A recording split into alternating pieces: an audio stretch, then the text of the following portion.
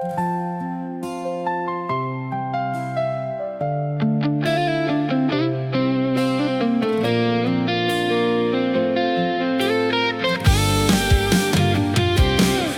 လန်းကလေးဆုံးတဲ့နေရာမှာ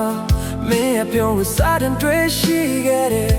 တော့ပန်းလေးလိုနူးညံ့တဲ့တန်လေးနဲ့နားရဲ့ကဘာတစ်ခုလုံးကိုဖန်စားယူဆောင်သွားတယ်ဘဝဝင်ခြင်းတစ်ခုလုံးတိတ်ဆိတ်သွားတဲ့အခါငါစိတ်ဆင်ကမင်းစီကိုပဲပြေရောက်သွားတယ်နာမမြင်လို့ရှိနိုင်ပေမဲ့ဒီချစ်တွေကတော့ဘယ်တော့မှရတမ်းမသွားဘူးခင်မလေးရန်တီးရနေတယ်မင်းထွက်ခွာသွားပြီးနောက်ငါဘဝကငြိမ်သက်လို့မရဘူး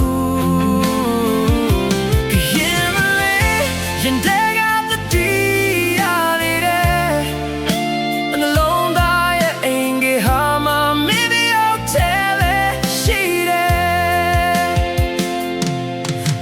ကမီလင်းရောက်မိမ့်မိန်လေးအဝေးတနေရာကနေလင်းပါပြရှိနေတယ်မင်းအိမ်ရှိကမြင်နေလမ်းကလေးကိုငါကိုယ်တိုင်တစ်ဖန်ပြန်ပြီးရှောက်လန်းချမိတယ်ဖုန်းတွေကမင်းရဲ့ဓာတ်ပုံရိပ်ကလေးကိုငါမျက်လုံးနဲ့စာချွေးရင်နေတိုင်းကြည့်တယ်